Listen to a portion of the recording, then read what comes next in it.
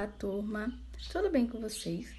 Hoje, eu e os meus colegas viemos falar um pouco sobre esclerose múltipla. O que é, os seus principais sintomas e as causas e os tratamentos. Nós estamos na disciplina de Neuropsicologia, ministrada pela professora André Marques. Eu me chamo Paloma e eu estou junto com os meus colegas Del e Samila para falar um pouquinho para vocês sobre este tema. Então, vamos lá com a gente. O que é esclerose múltipla? É uma doença neurológica desmielizante, autoimune, crônica, provocada por mecanismos inflamatórios e degenerativos que comprometem a baía de mielina, que reveste os neurônios das substâncias branca e cinzenta do sistema nervoso central. Ou seja, o nosso sistema imunológico ele serve para nos proteger de corpos estranhos que vêm agredir ao nosso corpo. Na esclerose múltipla, as células de defesa acabam atacando o nosso próprio corpo, que era para ser ao contrário, né? Que as células de defesa servem para defender o nosso corpo de qualquer corpo estranho que venha adentrá-lo. Por isso que se chama uma doença autoimune. E os locais que se tornam alvo preferencial da esclerose múltipla são o cerebelo, o tronco cerebral, os nervos ópticos e a medula espinhal, o que explica, né, os seus principais sintomas que a gente vai ver mais à frente. A esclerose múltipla, a prevalência dela e incidência no mundo varia de acordo com a geografia e a etnia, com taxas de prevalência variando de 2 por cada 100 mil na Ásia e mais de 100 por cada 100 mil na Europa e América do Norte. Já no Brasil, aqui a gente estima-se que existem 40 mil casos da doença, uma média de 15 casos por cada 100 mil habitantes. A doença atinge geralmente entre pessoas jovens em média, entre 20 e 40 anos de idade, predominando mais em mulheres, né? Essa doença acomete mais mulheres. Principais causas está a predisposição genética, com alguns genes já identificados que regulam o sistema imunológico em combinação com fatores ambientais que funcionam como gatilho. Ou seja, os fatores genéticos, juntamente com os fatores ambientais, que formam os gatilhos para que essa doença venha a se ocasionar, né? Como as infecções virais, a exposição ao sol e consequente níveis baixos de vitamina D prolongadamente, exposição ao tabagismo, obesidade e exposição a solventes orgânicos. Esses fatores ambientais, eles são considerados na fase da adolescência um dos períodos de maior vulnerabilidade para que a pessoa possa ter a doença, né?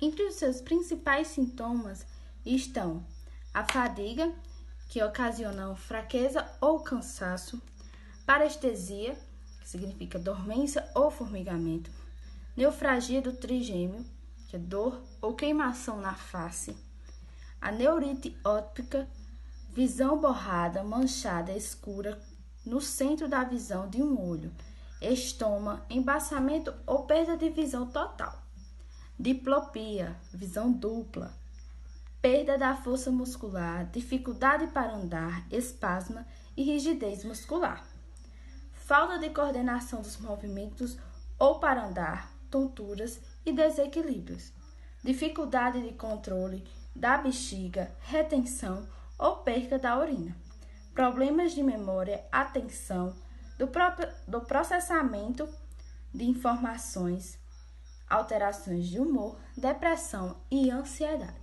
Assim como foi falado anteriormente, que os locais mais afetados são a explicação dos seus sintomas mais comuns, está aí todos os seus sintomas que são ocasionados pela danificação dos locais afetados. Gente, bom dia, professor, bom dia, turma.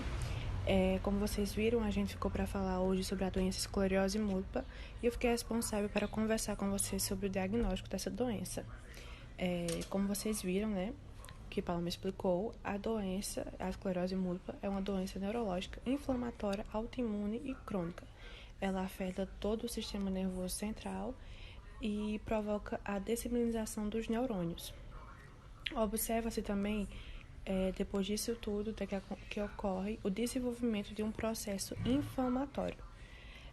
O diagnóstico da esclerose múltipla baseia-se em achados clínicos e laboratoriais. Entre os exames que podem ser solicitados estão a ressonância magnética e o exame de coleta de líquido.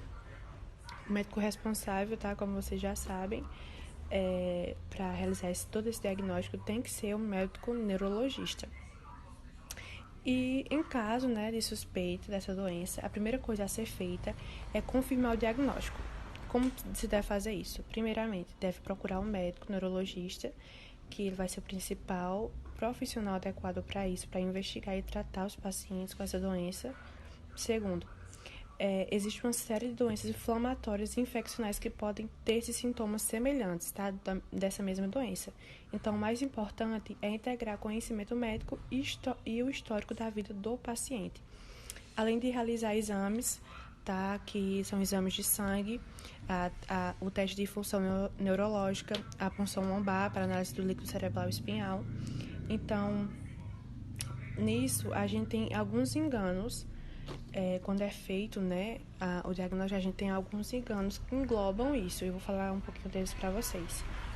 Os enganos mais comuns, primeiro é subvalorizar ou supervalorizar os sintomas, levando assim o falso positivo e o falso negativo em relação ao diagnóstico.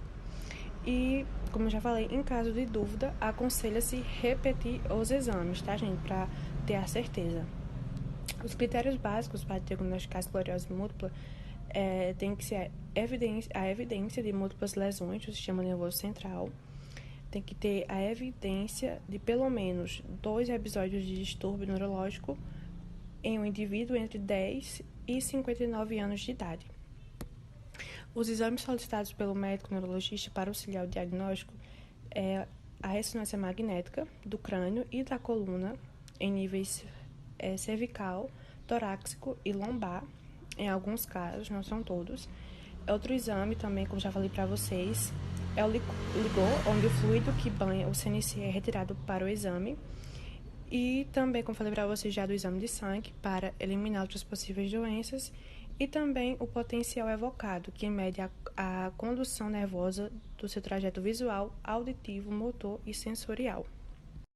Olá, tudo bem? Meu nome é Del. E agora vamos falar de como é feito o tratamento da esclerose múltipla.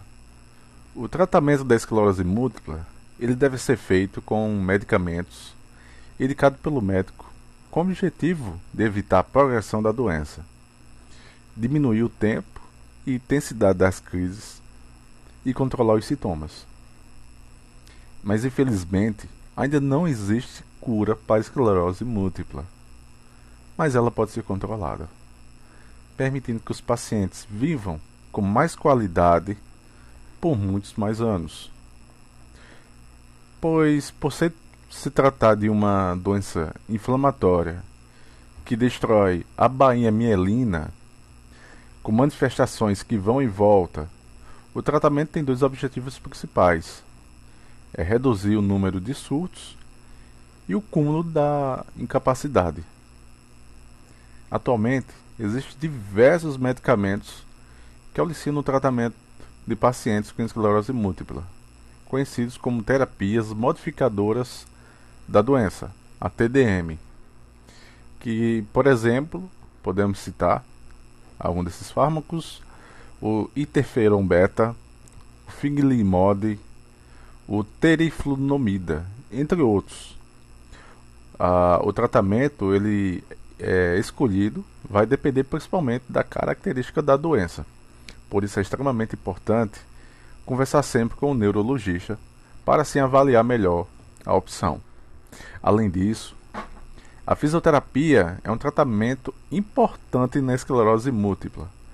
Por quê? Porque ela permite que os músculos sejam ativados, controlando a fraqueza das pernas, a dificuldade de andar ou evitar também a atrofia muscular.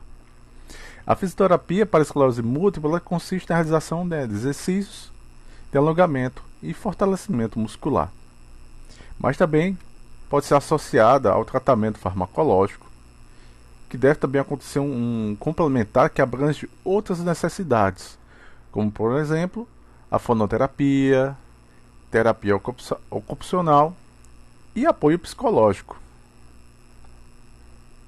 Agora vamos falar um pouco sobre os cuidados durante esse tratamento. Os cuidados durante o tratamento da esclerose múltipla.